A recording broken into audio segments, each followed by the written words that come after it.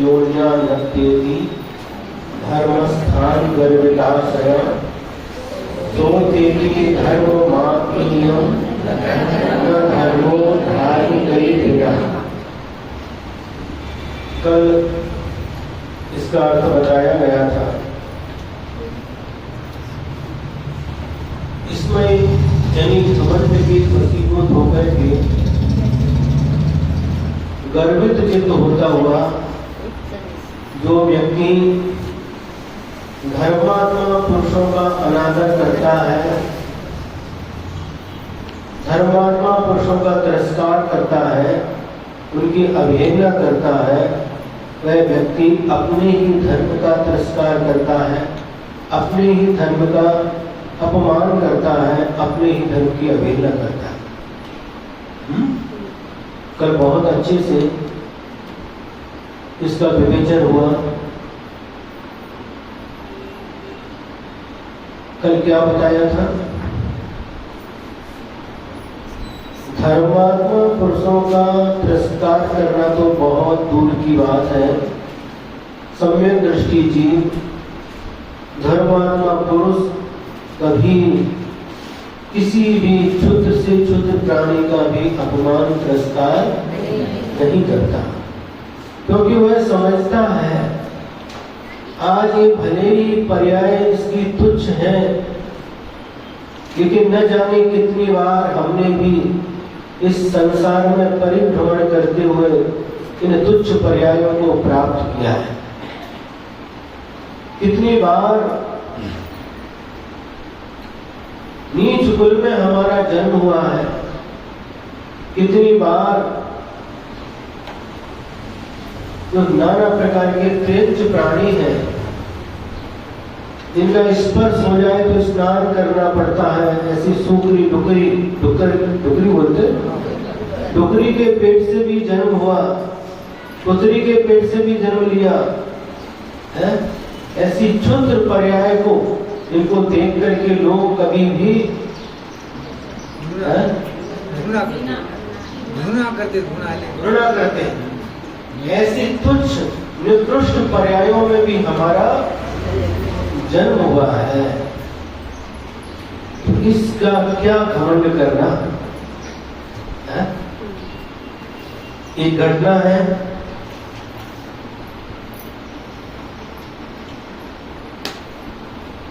एक राजा था और राज वैभव में आसक्त था। धर्म करने के लिए कोई उसके पास समय नहीं था, बहुत व्यस्त था, राजपाट में धर्म वैभव में बहुत व्यस्त था।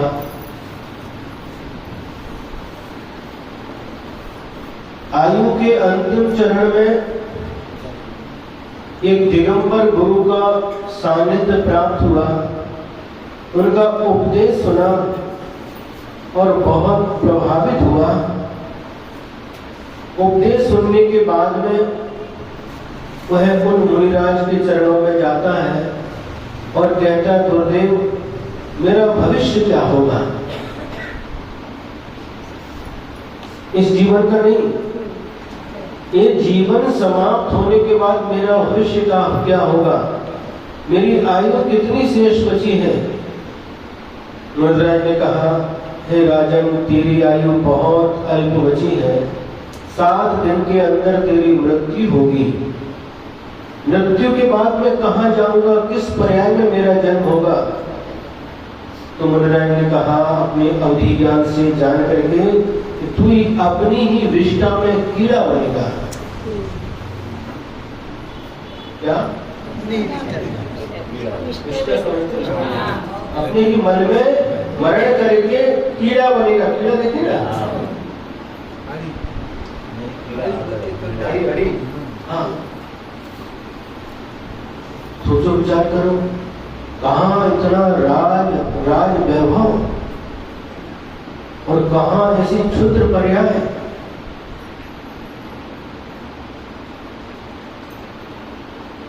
तो 7 दिन थे, उसने बहुत धर्म किया, दान दिया, पुण्य किया, क्योंकि जब व्यक्ति को पता चल जाता है कि अब हमारी आयु बहुत कम बची है तो क्या करता है?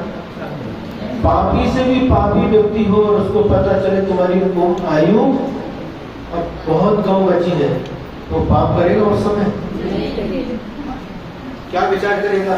अरे जिंदगी भर अपने पाप किया भैया, अब जितनी आयु बची इसको पाप को धोने के लिए कुछ अच्छे काम कर लो।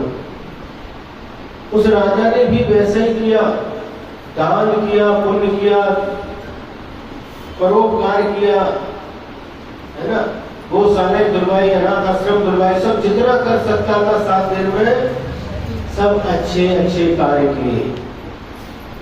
यदि हम अपनी मृत्यु को सामने रख करके चले और विचार करें कि हमारी आयु बहुत कम बची है, तो फिर हम क्या करेंगे? पाप करेंगे? क्या करेंगे? पुण्य करेंगे। तो ऐसे ही समझ करके अब हमारी आयु बहुत कम बची है, ऐसा सोच करके हमें पाप कार्य से निवृत्त होना चाहिए और हमेशा धर्म कार्यों में ही अपना उपयोग लगाना चाहिए। अब इसके बाद क्या होता है, अब वो बहुत चिंतित हो गया।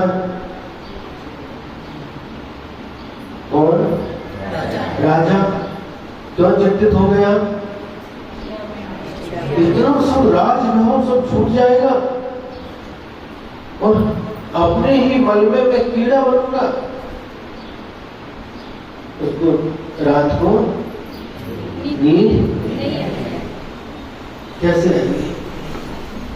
उसको चिंतित देख करके उसके बेटा ने पूछा, पिताजी 2-3 दिन से मैं देख रहा हूँ और बहुत चिंतित दिखाई दे रहे हैं, आपकी चिंता का कारण क्या है?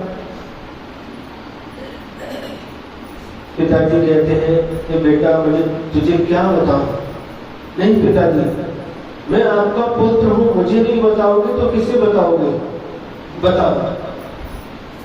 तो सुन बेटा, ऐसी ऐसी बात है, ऐसे मुनिराज आए हैं और उनसे मैंने अपना भविष्य जानना चाहा। उन्होंने कहा कि अब मेरी आयु 7 दिन की बची है, 2-3 दिन तो निकल गए, 3-4 दिन की और आयु बची है। और अरे पिताजी आप किसकी बात सुन रहे हो? क्या ये सब सत्य होता है? हाँ बेटा, दिगंबर मुनि के वचन हमेशा सत्य होते हैं। वो जो कुछ भी बोलते हैं अन्यथा नहीं बोलते। उनका जो ज्ञान होता है उस ज्ञान के माध्यम से ही बोलते हैं। अगर नहीं है तो मौन धारण करते हैं, असत्य कभी भी नहीं बोलते। तो बेटा भी चिंतित हुआ और पिताजी ने कहा कि आगे का भविष्य उन्होंने बताया है कि मरण करके मैं अपने ही मल में विष्टागृह में कीड़ा बनूंगा। तो बेटा तू एक काम करना, जब मैं कीड़ा बनूं तो तू मुझे मार करके मुझे उस गंदगी से मुक्ति दिला देना। तो और जैसा मुनि महाराज की वाणी थी वो पूर्ण सत्य निकली। 7वें दिन इसकी मृत्यु हो गई और मृत्यु के बाद यह मरण करके इस पर्याय को छोड़ करके अपने ही मन में कीड़ा बन गया। संपूर्ण जीव रहते। तो पिताजी की बात याद आई। कोई लड़का जो राजकुमार था उसको राजा बना दिया गया था। तो लकड़ी लेकर के पहुंचा, उसको देखा वो कीड़ा, जैसे वो देखा अंदर चला जाता, छिप जाता। जैसे बाहर आता लकड़ी मारने को तो फिर अंदर चला जाता, उसी मल में छिप जाता है। एक क्रम चलता रहा तो उसने विचार किया कि उन्हीं मुनिराज से पूछना चाहिए कि आखिर ऐसा ये क्या हो रहा है। मुनिराज के पास गया हुआ है राजपुत्र और मुनिराज से पूछा ऐसी ऐसी बात है, पिताजी ने कहा था कि मरण के बाद मैं कीड़ा बनूंगा और तुम मुझे मार करके मुक्ति दिला देना, लेकिन अभी मैं मारने के लिए जाता हूँ तो उसी मल में अंदर चला जाता है। मैं क्या करूं, मुझे क्या करना चाहिए, मुझे कुछ समझ में नहीं आ रहा। मुनिराज ने कहा यो यत् निवसन्नास्ते स तत्र कुरुते रतिं, यो यत् रमते तस्मात् अन्यत्र स न गच्छति। श्लोक में आचार्य पूज्यपाद स्वामी ने ये लिखा है। क्या लिखा है?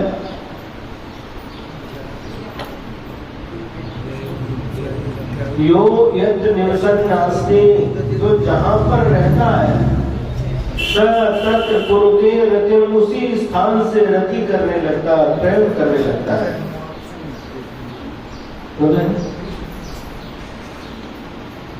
जो जहां रहता है वो स्थान उसको अच्छा लगता, उससे प्रेम करने लगता है।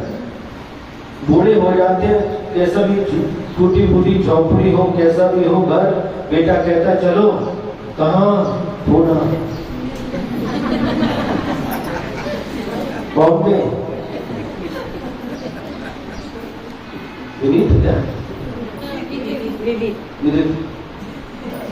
चलो बॉम्बे, पूना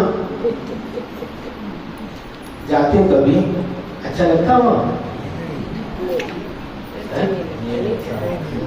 इसलिए आचार्यों ने बहुत अनुभव से लिखा, यो यत निवसन नास्ति सतत्र कुरुते रतिम, जो जहां पर रहता है उसी स्थान से प्रेम करने लग जाता है।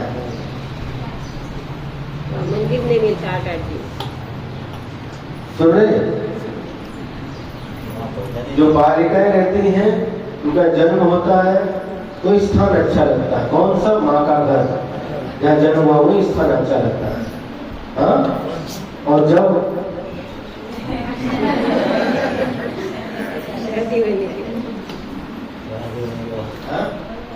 लग्न झाल्यानंतर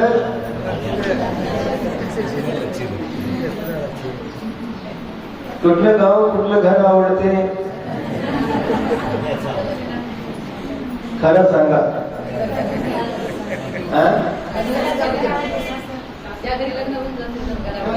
पहले इस घर से प्रेम था, जिस घर में जन्म हुआ था, माता पिता के साथ रहती थी, इससे प्रेम था। और जब शादी हो गई तो अब जहां गई वहीं उसी स्थान से, उसी घर से रति करने लगती है, प्रेम करने लगती है। होता कि नहीं? बोलो, अपने लोगों की बात सुनाओ।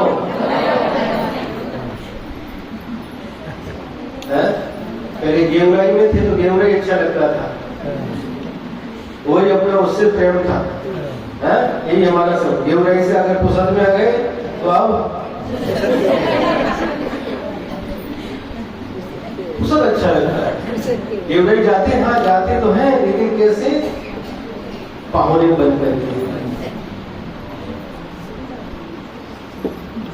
पहले उसको अपना घर कहते थे, गेवराई का जो घर था उसको अपना घर कहते थे, माझा घर, माझा घर। और लग्न झाल्यानंतर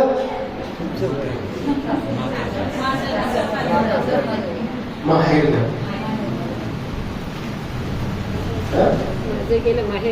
माहेर घर। इधर एक अपना घर हो गया, घर बदल गया। अब इस घर से प्रेम, इसलिए आचार्य कहते हैं यो यत निवसन नास्ते सतत्र कुरुते रतिम, जो जहां रहता है उसी स्थान से प्रेम करता है। कितने ही वृद्धों को हमने देखा है, पुराने घर में जहाँ जन्म हुआ उसी में रहते हैं। अच्छा घर बना दिया, बेटा ने सब अच्छा कर दिया, चलो पिताजी, नहीं, इसी घर में रहे हैं, इसी घर में। नरसिंहवाड़ा में जन्म हुआ है,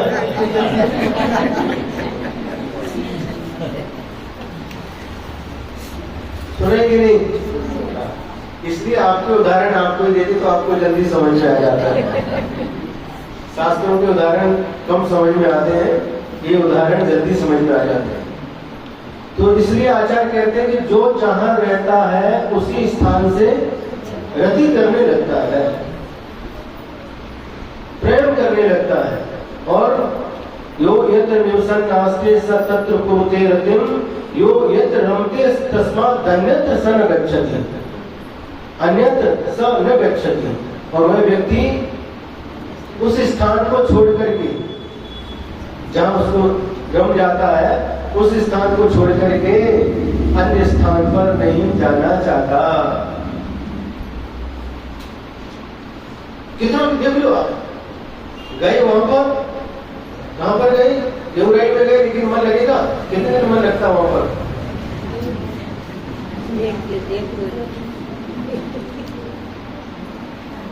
बोलो, सेनगांव में गए तो कितना मन लगता है? जो जो अपना गांव है, माहिर गांव जाने में कितना मन लगता है? वहां पे रमते रहे बस। जब जाते हैं तो क्या सोचते रहते हैं? बस थोड़े दिन के बाद वापस। उसका भी यही हाल था। कीड़ा बनने के बाद भी वो गुरु महाराज समझाते हैं कि बेटा ये स्थिति संसार के जो जहां जाता है वही रम जाता है, उसी वही पर्याय उसको अच्छी लगती है। शुकर की पर्याय में तो शुकर, डुकर, जहां जिस पर्याय में पहुंच गए वही पर्याय उसको अच्छी लगती है, संसार की रीति।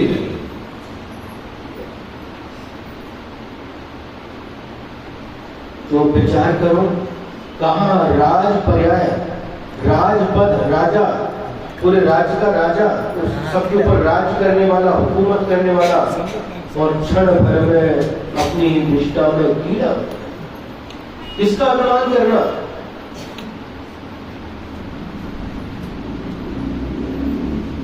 आज हमारी ये पर्याय है, कल कौन सी पर्याय थी हमको पता नहीं, और मरने के बाद कौन सी पर्याय में हमारा जन्म होगा यह भी हमको मालूम। फिर किसका गर्व,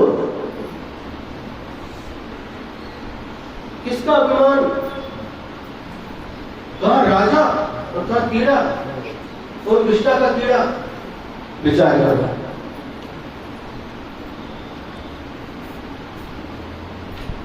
बड़े बड़े राजा भी रंक बन जाते हैं, भिखारी बन जाते हैं।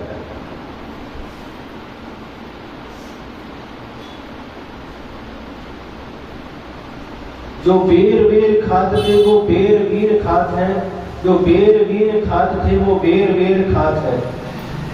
ये बुंदेलखंड का है, समझ में आया? बेर मंजे बोर, जो बोर बीन खात थे, हैं? जाकर के बेर बीन कर खाने के लिए नहीं था, बेर बीन करके खाते थे। आज वो बेर बेर बार बार अच्छा उनको व्यंजन, 56 प्रकार के व्यंजन खाते आए। और जो पहले बेर बीन खाते थे वो आज 56 प्रकार के व्यंजन खा रहे हैं, और जो पहले बेर बेर खाते और 56 प्रकार के व्यंजन खाते थे आज बेर बीन करके खा रहे हैं। इसलिए अभिमान किसका, किसका अभिमान? ये धन, ये वैभव, ये ज्ञान, ये रूप सौंदर्य, ये सब नश्वर है, नाशवान है कि नहीं? सब नाशवान है, सब अस्थिर है। राजा राणा छत्रपति हाथिर के असवार, मरना सबको एक दिन अपनी। राजा हो, राणा हो, छत्रपति कोई भी हो, मरण हो जाएगा। कब तक वैभव है, और मरण होने के बाद में ये वैभव कहाँ रहेगा? हम साथ में लेकर के जाएंगे? साथ में लेकर के आए थे जब माँ के पेट से जन्म हुआ, क्या लेकर के आए थे? हाँ, दिगंबर अवस्था में जन्म हुआ, शरीर पर एक धागा भी नहीं था। और जब जाएंगे सब यहाँ का कितना भी करो सब यहीं कहीं छूट जाएगा। इसलिए इसका मद करना व्यर्थ है। लेकिन अज्ञानी प्राणी इस मद के वशीभूत होकर के धर्मात्मा का भी तिरस्कार करने से नहीं चूकते, लेकिन ऐसा पाप कर्म का उसको बंध होता है जो जन्म जन्मांतरों में उसको महान कष्ट देता है, महान कष्ट देता है। देख लीजिए, इतिहास उठाकर देख लीजिए। श्रीपाल राजा कामदेव थे, बहुत सुंदर स्वरूप था उनका, और क्या हुआ? कोड़ी हो गए। कोड़ी क्यों हुए? एक रत्नत्रधारी दिगंबर मुनिराज का तिरस्कार किया। क्या किया? पूर्व जीवन में एक सरोवर के किनारे एक शिला तट पर एक दिगंबर मुनिराज ध्यानस्थ थे, और जब धूल चलती है, हवा चलती, धूल उड़ करके उनके शरीर पर बैठ गई और कुछ पानी की बूंदें पड़ी, उसको चिट्टा, क्या बोलते, चट्टा चट्टा जैसे बन गए। वो अपने 700 साथियों के साथ, कितने? 700 साथियों के साथ, 700 मित्रों के साथ वह आया, और उसने देखा, देखो सामने कोड़ी बैठा है। क्या? स्मेन योन्या नत्यति धर्म स्थान गर्विताशया, गर्वित होता हुआ, अरे देखो सामने कोड़ी बैठा है। रत्नत्रधारी मुनिराज को उसने कोड़ी कह दिया, और क्या किया? बाद में उठा करके उसी तालाब में, सरोवर में फेंक दिया।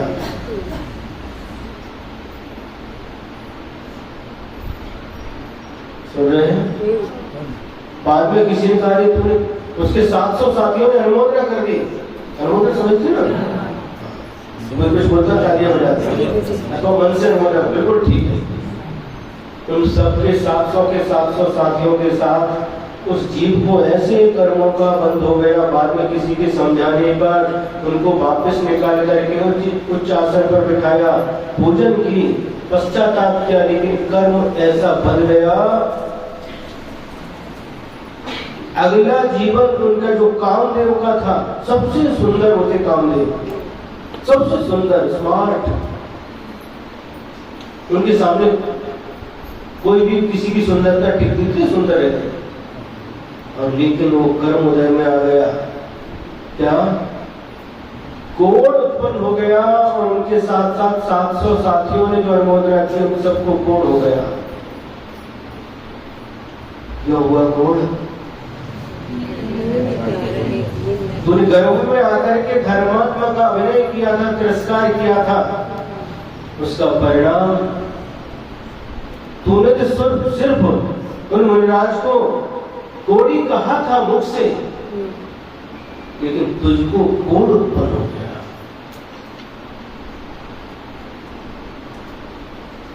तो है उन्हें तो सिर्फ कोड़ी कहा था, लेकिन इसको तो कोढ़ उत्पन्न हो गया, वास्तव में कोड़ी बन गया।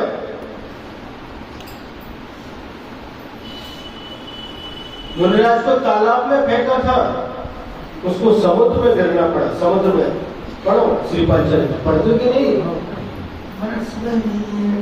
तो टीवी पर सीरियल देखते हैं, मोबाइल पर वो क्या व्हाट्सएप, फेसबुक, क्या क्या चलता रहता है।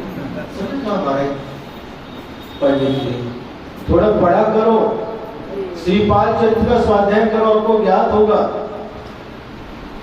क्या कैसे कैसे हम परिणाम करते हैं। और उन परिणामों के द्वारा जब उसका फल मिलता है तब हम रोते हैं।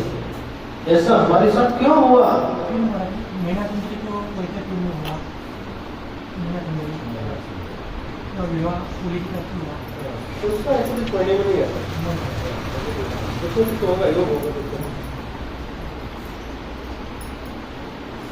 ऐसा क्यों हुआ?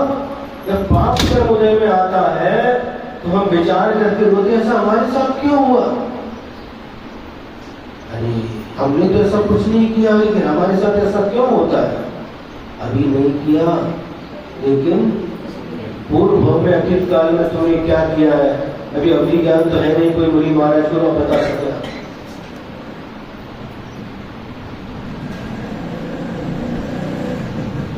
इसलिए हमें सावधान रहना चाहिए, वर्तमान को अच्छी तरह से जीना चाहिए।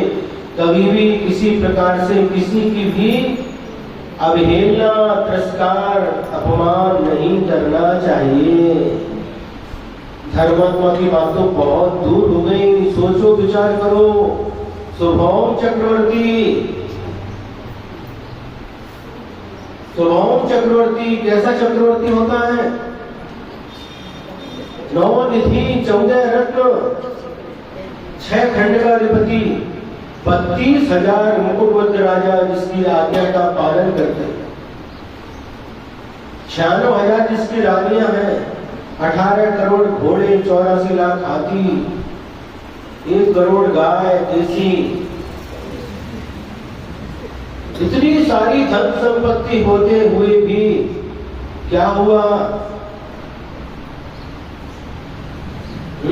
कथा बहुत बड़ी है,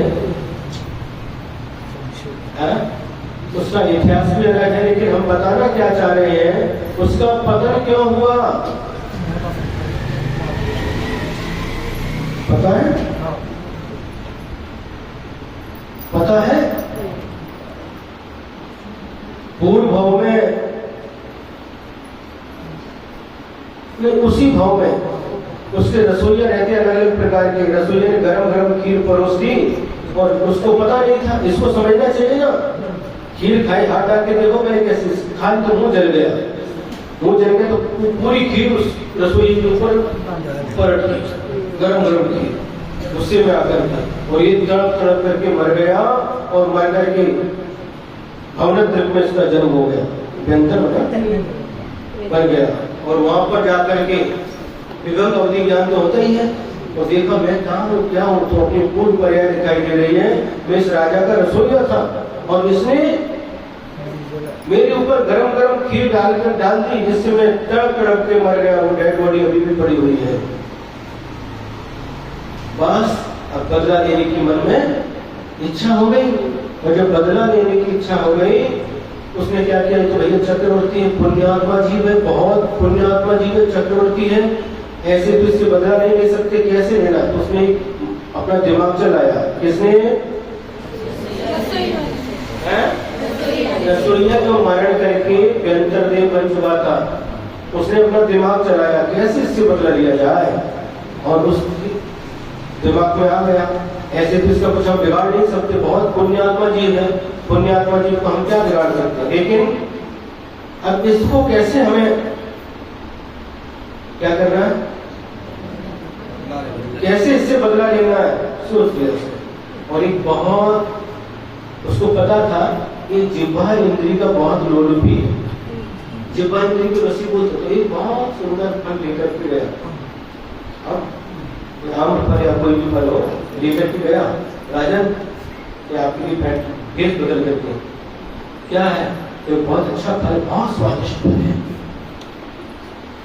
राजा ने खाया तो उसको बहुत ऐसा स्वाद तो पहले कभी मिला नहीं, ऐसा टेस्ट पहले कभी आया नहीं, तो बहुत अच्छा फल है। दूसरे दिन फिर लेकर के आया, तीसरे दिन फिर लेकर के आया, एक बार डेली लेकर के आने लगा। और एक क्रम चलता रहा, एक क्रम चलता रहा। और फिर इसके बाद एक दिन आया, लेकिन बिना फल लिया। क्यों फल लेकर के क्यों नहीं आए? उसने कहा, कुछ कारण बताया। तो राजन ये फल तो वहां समुद्र के उस पार होते हैं, चलो मुझे लेकर के चलो, मैं वहीं जाकर के फल को खाऊंगा। और राजा है, चक्रवर्ती है, जहाज में बैठ करके गए। कौन? जो भेष बदल करके वो व्यंतर था, रसोइया जो व्यंतर बना था, वो दोनों गए। जब बीच समुद्र में पहुंच गए तो उसने अपनी प्रक्रिया से पूरा तूफान खड़ा कर दिया। और वो जहाज कैसा होने लगा, डोलेमान होने लगा कि अब डूबा अब डूबा अब डूबा, ऐसा करने लगा। तो राजा घबरा गया, जो बैठा था उससे कहा, भाई ये क्या हो रहा? राजन तूफान आया, अब इससे बचने का उपाय क्या है? इससे बचने का एक ही उपाय है, इस पानी में आप नमोकार मत को लिखो और पैर रख दो, तो ये आप बच सकते हो, नहीं तो बच नहीं सकते। देखो सुन रहे? और उसने क्या किया? राजा था, चक्रवर्ती था, लेकिन विनाश काले विपरीत बुद्धि। जब विनाश का काल आता तो बुद्धि भी विपरीत हो जाती। उसने भी वैसे ही किया जैसा उसने बताया। वो तो चाह रहा था ऐसे कोई मरेगा नहीं, इसको मारना तो कैसे मरेगा। उसने भी नमोकार मंत्र पानी पर लिखा। पानी पर क्या?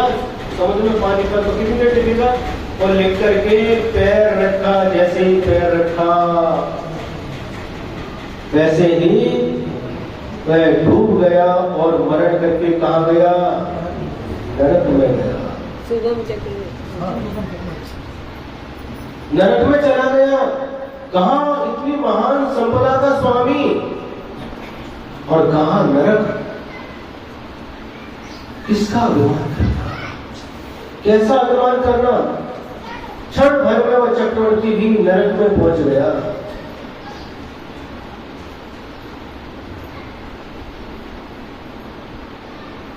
अब इसको जीतने का उपाय आगे बताते हैं। यदि पाप निरोधोन्य संपदा किं प्रयोजनम् अथ पापाश्रवोऽस्त्यन्य संपदा किं प्रयोजनम्। यदि पाप निरोधोन्य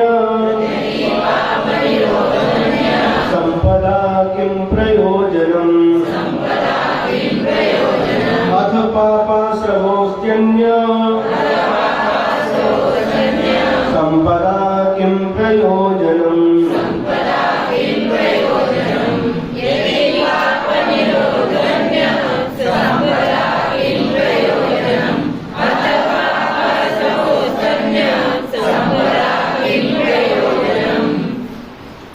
यदि पाप निरोध माने पाप को रोकने वाला रत्नत्रय रूप धर्म है, तो अन्य संपदा, इसके बाद फिर अन्य संपदा किम प्रयोजन, दूसरी संपत्ति धन वैभव आदि से क्या प्रयोजन है, क्या मतलब है।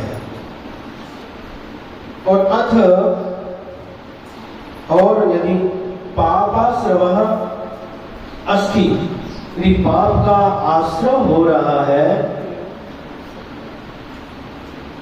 तो फिर अन्य संपदा के प्रयोजन, अन्य दूसरी संपदा से क्या प्रयोजन है।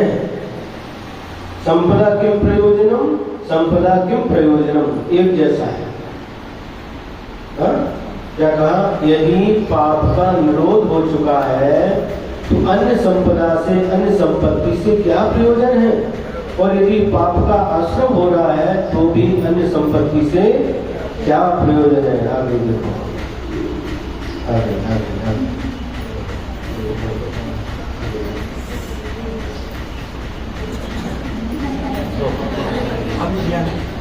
तो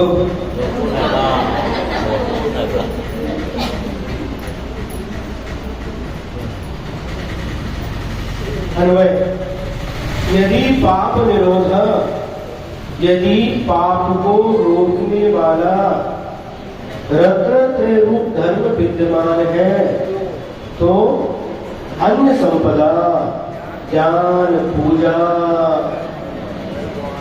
आदि धन वैभव आदि संपत्ति से किम माने क्या प्रयोजनम प्रयोजन है।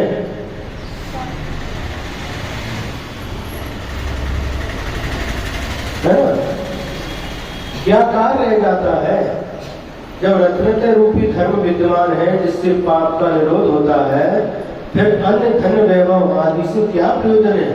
क्योंकि धर्म के फल से निश्रेय सुख, मोक्ष सुख और अभ्युदय सुख यानी संसार में फलने वाला सुख, इंद्र चक्रवर्ती का वैभव, रिद्धियां सिद्धियां, गणधर पद और अनंत भगवान का वैभव प्राप्त होता है। और यदि पापाश्रम अस्ति, यदि पाप का आश्रम करने वाले तो मिथ्यात्व अविरति आदि विद्यमान है, तो अन्य संपदा उक्त जाति कुलादि बहन संपत्ति से किम प्रयोजनम क्या प्रयोजन है। क्योंकि पाप के विद्यमान रहते बाह्य वैभव कितने दिन रह सकता है, वह तो नष्ट होगा ही। अतएव पुण्योदय में अभिमान नहीं करना चाहिए। ये सब क्यों मिला हमको, पुण्य के वजह से मिला। आज ज्ञान मिला है, ज्ञानावरणीकरण के शब्दों से पुण्य से मिला। धन वैभव मिला है, पुण्य से मिला है। ऐश्वर्य मिला है, पुण्य से मिला है। समाज में प्रतिष्ठा है, पुण्य से है। ये सब पुण्य से तो मिलता है, ये पुण्य से मिला। तो ये कब तक है, जब तक पुण्य है। सुन रहे हैं? जब तक पुण्य का उदय रहता है तो सब गांव भर के लोग, शहर के सब लोग पूछते हैं। और जिस दिन पुण्य समाप्त हो जाता है, अपने ही घर का भाई, अपने ही घर का बेटा, इसे 9 महीने पेट में रख करके बड़ा किया, जन्म दे करके पालन पोषण करके बड़ा किया, वह भी क्या करता है, नहीं पूछता, पूछता। सोचो विचार, जब तक पुण्य है तब तक ये चल रहा है। जो भी पूछताछ है, पुण्य की पूछताछ है। इसलिए जब तक पुण्य का उदय है, इसमें भूलो मत, अभिमान मत करो, विचार करो। ये पुण्य का उदय है, जब तक पुण्य का उदय है तब तक ये सब कुछ हो रहा है। और जिस दिन पुण्य का उदय समाप्त हो जाएगा। है उस दिन कोई नहीं पूछने उस वाला। दिन कोई पूछने वाला नहीं है। तो अनुमान कैसा है? कैसा अनुमान? भाई वैभव कितने दिन रह सकता है? कितने दिन रह सकता है? वह तो नष्ट होगा ही, क्योंकि पाप का आश्रम हो रहा है। पाप का आश्रम, पाप आ रहा है, तो पाप जब तक आ रहा है और जब पुण्य खत्म हो जाएगा, पाप रह जाएगा, तो फिर कोई भी बचाने वाला नहीं है। शुभम चक्रवर्ती कहाँ गया है वैभव? पाप का उदय आया, नमोकार मत के ऊपर पैर रखा, पानी पर लिख करके सारा का सारा पुण्य। विचार करो, तो साक्षात नहीं है। पंच परमेष्ठी, नमोकार मत में कितने परमेष्ठी हैं? 5 परमेष्ठी। और इन 5 परमेष्ठियों को नमस्कार किया गया है। नमो अरिहंताणम, अरिहंत परमेष्ठियों को नमस्कार हो। नमो सिद्धाणम, सिद्ध परमेष्ठियों को नमस्कार हो। नमो आयरीयाणम, आचार्य परमेष्ठियों को नमस्कार हो। नमो उपाध्यायाणम, उपाध्याय परमेष्ठियों को नमस्कार हो। नमो लोये सौप्रसाहनम, लोक में जितने भी रत्न के धारी साधु हैं उन सबको मेरा नमस्कार हो। इसमें पंच परमेष्ठी हैं, तो वहां पर तो क्या है? सिर्फ पंच परमेष्ठी के नमस्कार को मंत्र लिखा है और उसके ऊपर पानी पर लिखा। पानी पर कैसे लिखेगा? लिखा तो मिट जाता है, लिखते जाओ तो मिटता जाएगा। लेकिन फिर भी भाव किए और उन भावों से ऐसे पाप कर्म का आश्रम हो गया, सीधा मरण करके नरक में चला गया। हो गया दुर्भाव। अब जो नमोकार मत में जो पंच परमेष्ठी है, उनके नाम के सूचक मंत्र के ऊपर पैर रख के नरक गया, और जो साक्षात अभिमान में आकर के ऐसे धर्मात्माओं का तिरस्कार करता है, उसका क्या होगा? आप लोग विचार करो। उसमें क्या नमोकार मत में क्या पंच परमेष्ठी तो है ना, उसके ऊपर पानी में लिखा और मिट गया, लेकिन पैर रखा। तो बेहतर ने सोचा इसके अलावा दूसरा कोई तरीका नहीं है इसे बदला देने का।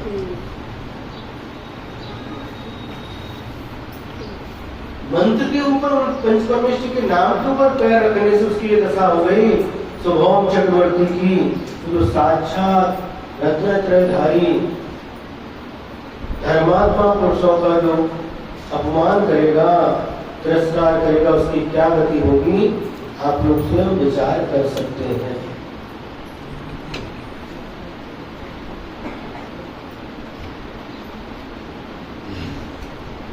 रत्नत्रय के धारी चाहे ज्ञानी हो अथवा उनको ज्ञान ना हो, ज्ञानी हो सकता है, आपको ज्ञान ज्यादा हो सकता है, और मुनि महाराज का ज्ञान का स्रोत सब हो सकता है।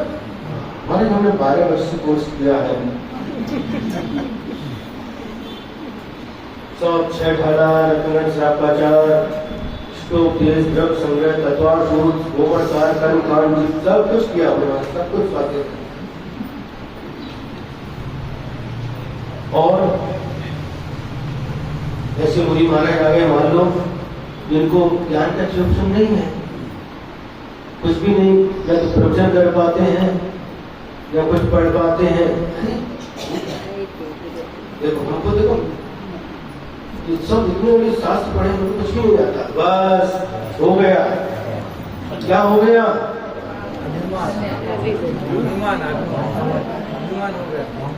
मत हो गया, मत तो हो गया, लेकिन मत के साथ तुमने रत्नत्रयधारी का तिरस्कार कर दिया है?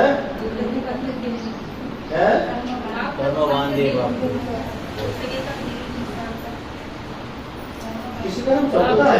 संपदा नाम है किसी का? तो उस समय क्या हो गया? उनको कुछ भी नहीं आता, तिरस्कार के भाव आ गए, मुनि बन गए, फिर भी कुछ ज्ञान नहीं उनको। भूल करके भी ऐसा मन में भी नहीं लाना तो तुम्हारे पास है क्या? ये कागजी ज्ञान है, उनके पास तो रत्न रूप निधि है। क्या तुम्हारा ज्ञान पूज्य नहीं है? ज्ञान है लेकिन पूज्य नहीं है, उनके पास ज्ञान नहीं है। जो भी है जितना अल्प स्वरूप सब है, लेकिन रत्नत्र है, रत्नत्र के साथ वो है, ज्ञान भी उनका पूज्य है। जितना भी है सम्यक दर्शन, सम्यक ज्ञान, सम्यक चार सब पूज्य है। हमारे पास क्या है?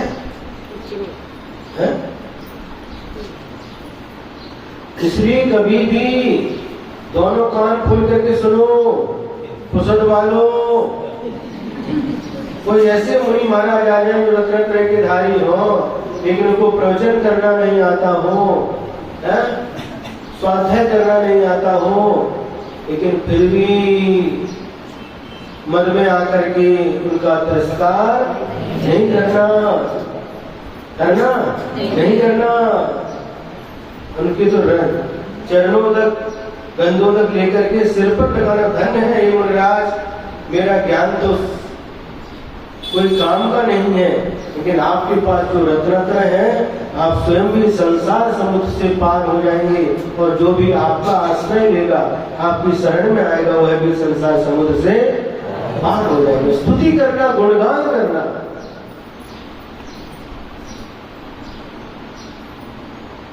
ऐसे होते मुनि महाराज शास्त्रों में शिव भूति मुनि महाराज को उदाहरण है, नमोकार मंत्र नहीं आता जैसे मुनि महाराज। इनको क्या ज्ञान है? ये ज्ञान नहीं है, ठीक है, लेकिन जब बैठे तो केवल ज्ञान प्राप्त करके उठे।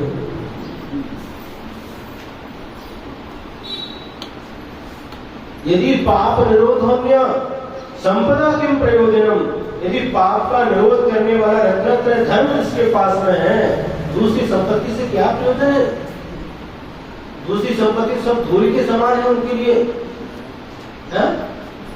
रत्नत्रय निधि जिनके पास है, सुन रहे जैसी निधि है, क्या महिमा है रत्नत्रय की, क्या महिमा है सम्यक दर्शन की, सम्यक ज्ञान की, सम्यक चारित्र की। विचार करो, कुछ भी नहीं है। धूल दूषित शरीर हो रहा है, शरीर से दुर्गंध आ रही है, फिर भी 6 खंड का अधिपति चक्रवर्ती भी आकर के उनके चरणों में नतमस्तक हो जाता है। जब पता चलता है कोई दिगंबर मुनिराज आए हैं, सब राजसी ठाट बाट से ज्यादा है, लेकिन जैसे मुनिराज का स्थान दिखाई देता है और वहीं सब कुछ छोड़ करके क्या करता है? पैदल चलते चलते उनके चरणों में पहुंचता है। जैसे ही राजा महाराजा को समाचार मिलते थे कि उस दिशा में दिगंबर मुनि का आगमन हुआ है, तो सबसे पहले उठ करके मुकुट निकाल करके उस दिशा में 7 कदम आगे जाकर के परोक्ष नमस्कार करते थे। आज तक क्या करते हैं? और जैसे ही मुनिराज के स्थान दिखा, सब राजसी हाथी घोड़े रथ वही छोड़ करके पैदल चल करके उन मुनिराज के दर्शन किया। और आज क्या करते हैं? महाराजा वही गाड़ी जाएंगे, वही कर लोग वही चप्पल करेंगे, नमस्कार। तो बीजू का हंस रहे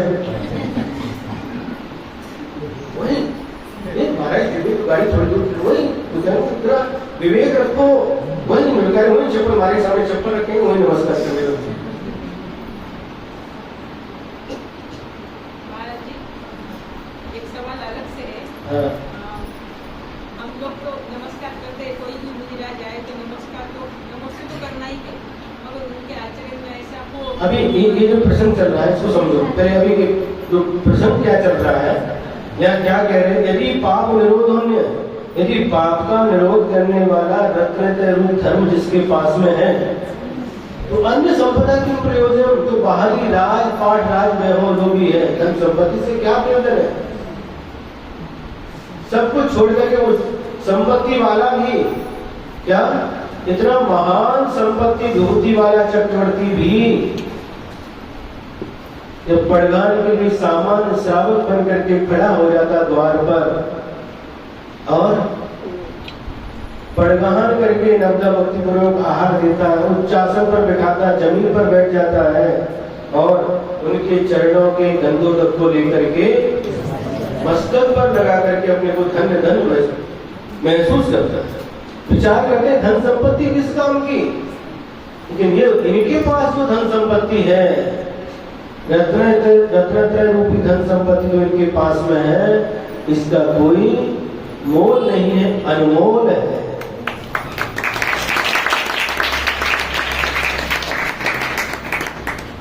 अनमोल है।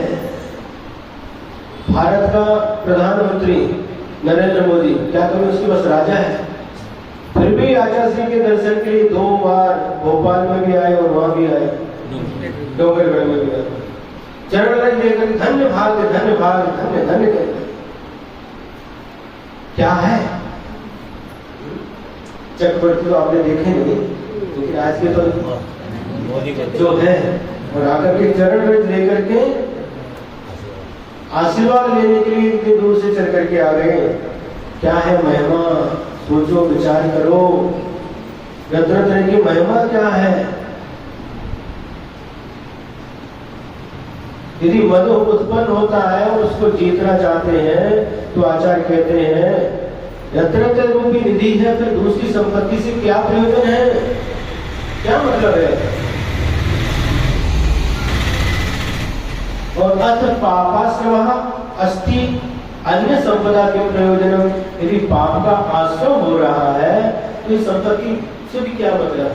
पाप का आश्रम हो रहा तो एक न एक दिन संपत्ति सब समाप्त हो जाएगी, सब डूब जाएगी, चाहे वो खेती हो, सोना चांदी, जो कुछ भी वैभव धन वैभव दिख रहा है, जिस दिन पुण्य का क्षय हो गया फिर कोई भी इसको बचाने वाला नहीं है।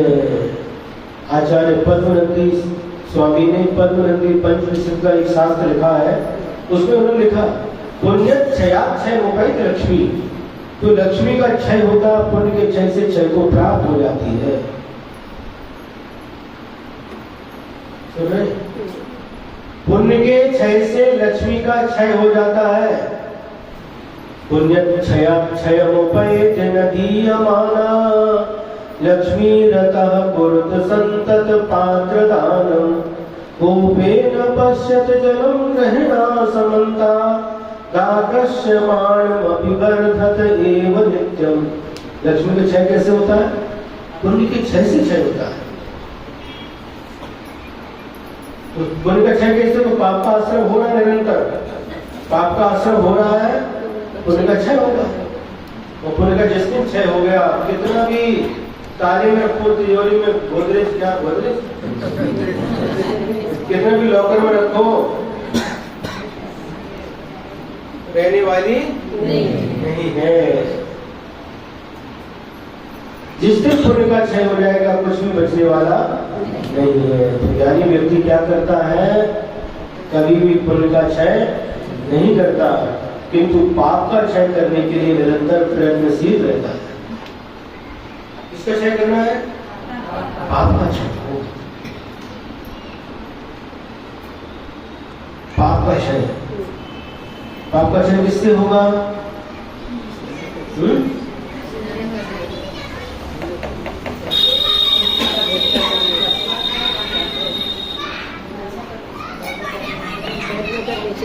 शुभ कार्य करने से। 8 कर्म होते हैं और उनकी जब उत्तर भेद करके तो 148 प्रकृतियां हो जाती हैं। इसमें से पुण्य प्रकृति भी है और पाप प्रकृति भी है। तो जो पुरुषार्थ किया जाता है, पाप प्रकृतियों का नाश करने के लिए पुरुषार्थ किया जाता है। आज समाज में एक ऐसी धारा चल रही है, पुण्य और पाप दोनों एक है। एक लोहे की बेटी है, दूसरी सोने की बेटी है। सुनने में बहुत अच्छा लगता है, वाह। पाप तो हर कोई छोड़ देता है, अरे पुण्य छोड़ो तो जाने पुण्य ये है। ऐसी चर्चाएं सुनने को मिलती है और आप लोग सुनते वाह वाह क्या बात है, क्या बात। अरे पुण्य पाप यदि एक हो जाएगा तो पदार्थ कितने होते हैं? नौ होते हैं। नाम बताओ। जीव, अजीव, आश्रम, बंध, संवर, निर्जरा, मोक्ष, पुण्य, पाप। 9 हो गए पदार्थ। यदि पुण्य पाप एक ही हो गया तो पदार्थ कितने बचेंगे? 8। पुण्य पाप को एक ही मानेंगे तो पदार्थ 8 निकाल। अलग करने की आवश्यकता क्या है? पुण्य हे नहीं है, किंतु पुण्य के फल में हे बुद्धि रखो।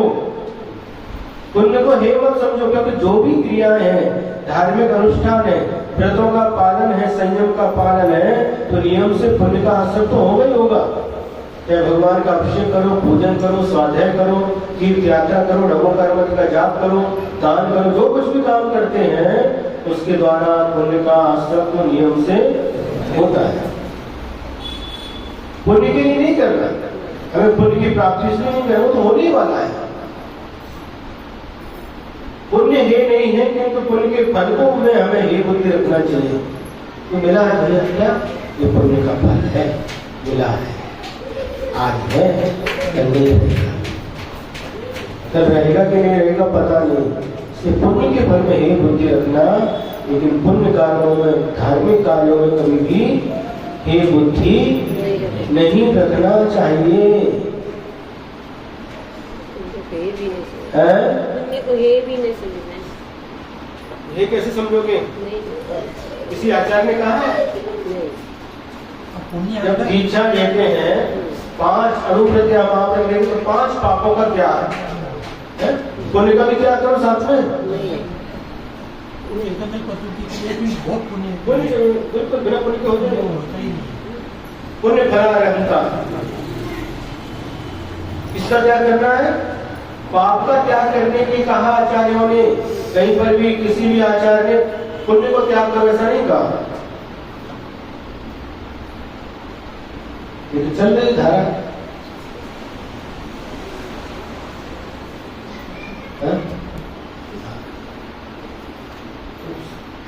देखो, जो ज्ञान गुरु से प्राप्त होता है वह ज्ञान वास्तविक समीचीन होता है, और हम अपनी बुद्धि से जो ज्ञान प्राप्त करते हैं, अपनी बुद्धि से जो अर्थ लगाते हैं,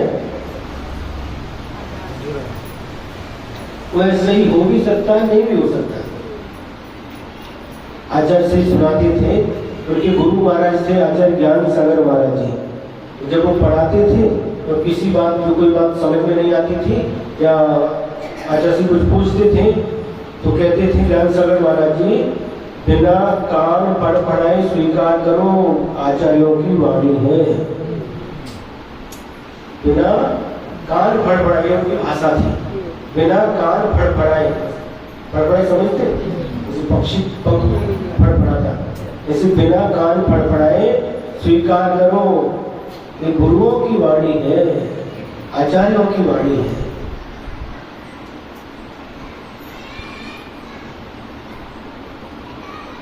आप लोग ऐसे लीन हो जाते हैं सुनते सुनते, और हम भी सुनाते सुनाते ऐसे लीन हो जाते हैं, एक बार घड़ी की तरफ भी ध्यान जाते ही नहीं। कुछ लोग आगे बता रहे थे, महिला घर में बता रही आकर के कैसे समय निकल जाता है पता ही नहीं पता ही नहीं चलता। जिसकी जिसमें रुचि रहती है उसमें उसको समय कैसे जाता है पता नहीं चलता। जिसकी जिसमें रुचि होगी, इसकी खेल में रुचि है, खेलने के लिए जाएगा तो खेल में कैसे समय निकल गया पता नहीं चलेगा। जिसकी धर्म में रुचि नहीं होगी तो उसको बार बार कब समय हो कब मारा जी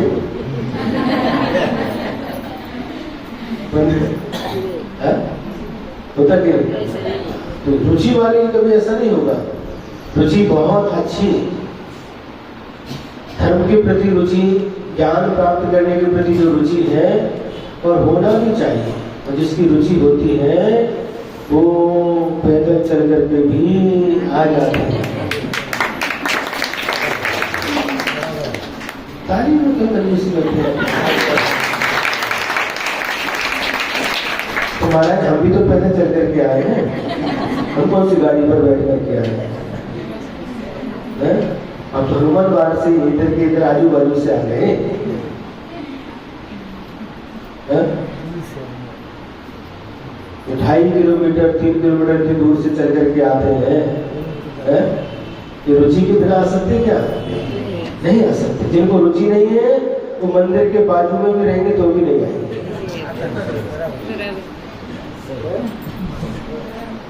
बराबर है? हे तर आहे महाराजी, हे तर बरोबर आहे, पण सांगण्याची शैली तुमची खूप चांगली आहे म्हणून त्याच्यात रुची जास्त वाटते. आणि सांगण्याची जर शैली बरोबर नसली तरी झोपच येते. असे होते बरेच वेळा महाराज. जे काही शैली आहे सब गुरूंचा आशीर्वाद आहे.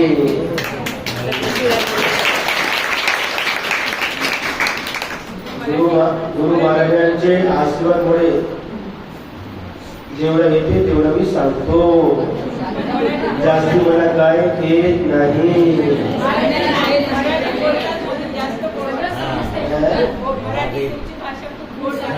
गोड नाही, मराठी भाषा गोड आहे म्हणून तुम्हाला गोड वाटते.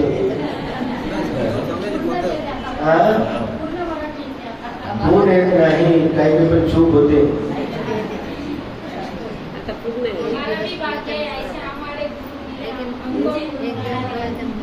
आमचा परम भाग्य आहे.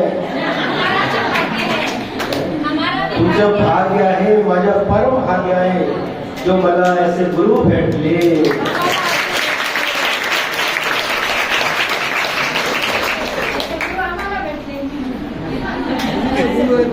एक जन्माचा पुण्य नाही, जन्म जन्मांतराचा पुण्य मिळून एवढे महान गुरु आपल्या भेटले आहे.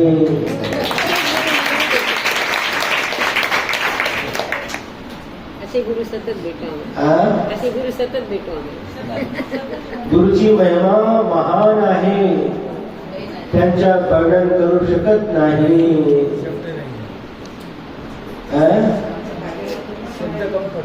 माझ्याकडे त्यांच्या वर्णन करणारे शब्द नाही.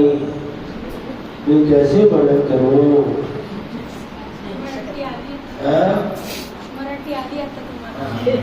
देखो एक बात नहीं, आचार्य शांति सागर महाराज जी का जो अंतिम उपदेश है उसने शुरुआत महाराज जी ने शुरुआत कहाँ से की? अंतिम उपदेश जब समाधि मरण चल रहा था कुंजलगिरी सिद्ध क्षेत्र पर, और शायद 26वें दिन की बात है. उनके जो बड़े बड़े भक्त लोग थे, विद्वान लोग थे, आए और बोले महाराज जी गुरुदेव आप तो जा रहे हैं लेकिन आपकी वाणी को हम सुरक्षित रखना चाहते हैं. उस समय बॉम्बे से रिकॉर्ड करने के लिए चालू है वो रिकॉर्ड करने के लिए बॉम्बे से मशीन लेकर के आए.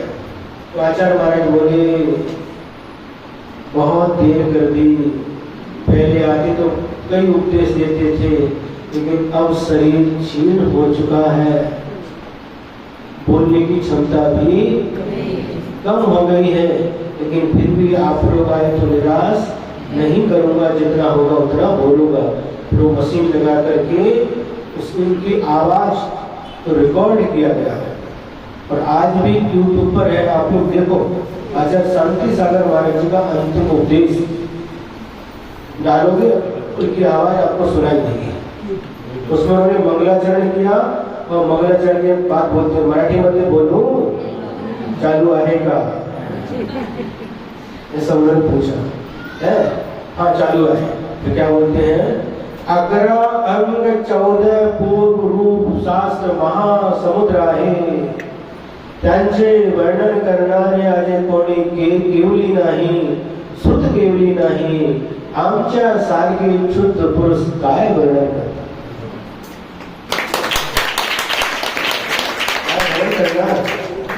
करणार करतो.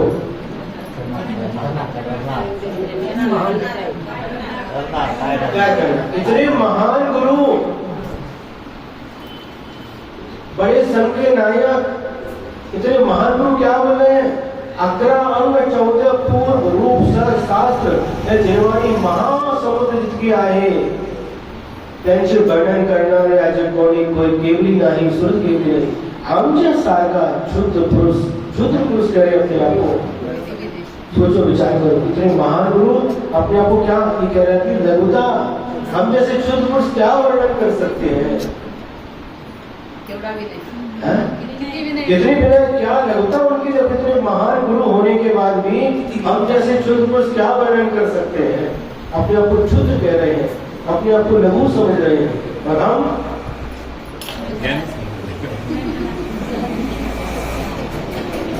हमारे सामने कोई नहीं.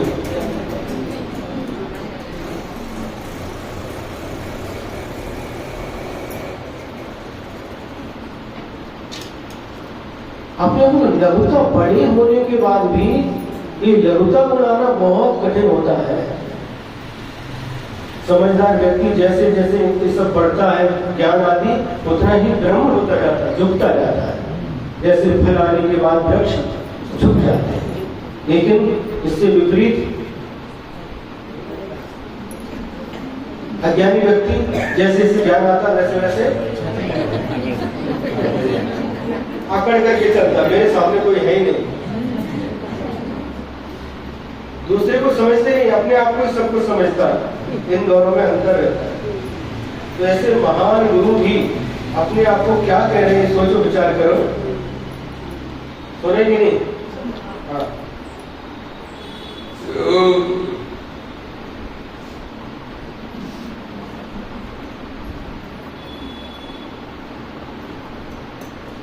अर्थ पढ़ा कैसे हम?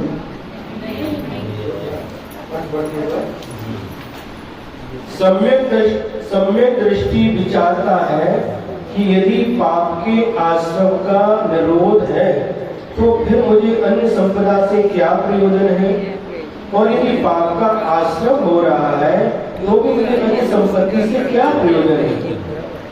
पाप का आश्रम का निरोध हो गया, रत्न रूपी निधि मेरे पास में, ये संपत्ति क्या, कुछ भी नहीं. जैसे ही वैराग्य हो जाता है, जीर्ण तृण के समान सब संपत्ति को छोड़ करके चल जाते.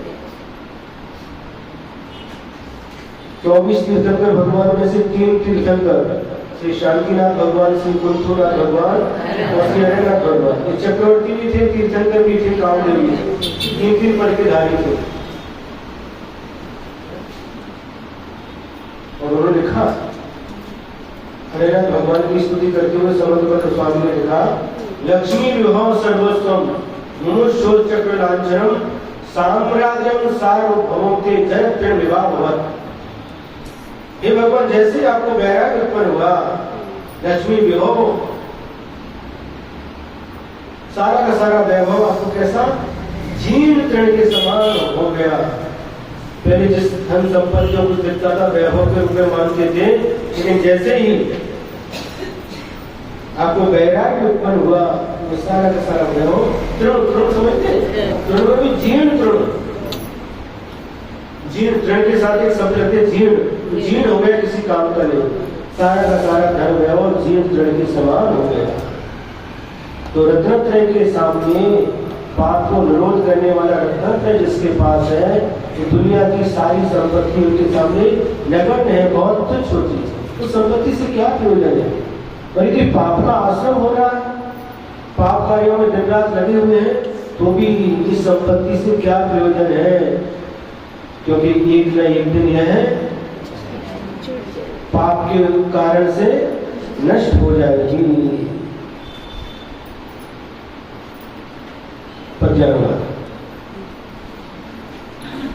संवरमय समकित आदिक से चित पाप धुला, कुल से वीर क्या रहा प्रयोजन आप भरा, किंतु पापमय जीवन जिनका बना हुआ है सतत रहा, बाह्य संपदाधिक विरवीव मूल्य शून्य सब वितत रहा, मूल्य शून्य सब वितत रहा.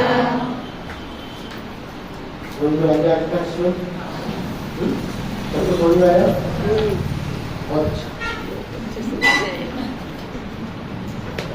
तुम्हारी स्तुति यदर्थमात्रा परमार्थहीनं मया प्रमादाद् किञ्चिन्नोक्तं तन्मे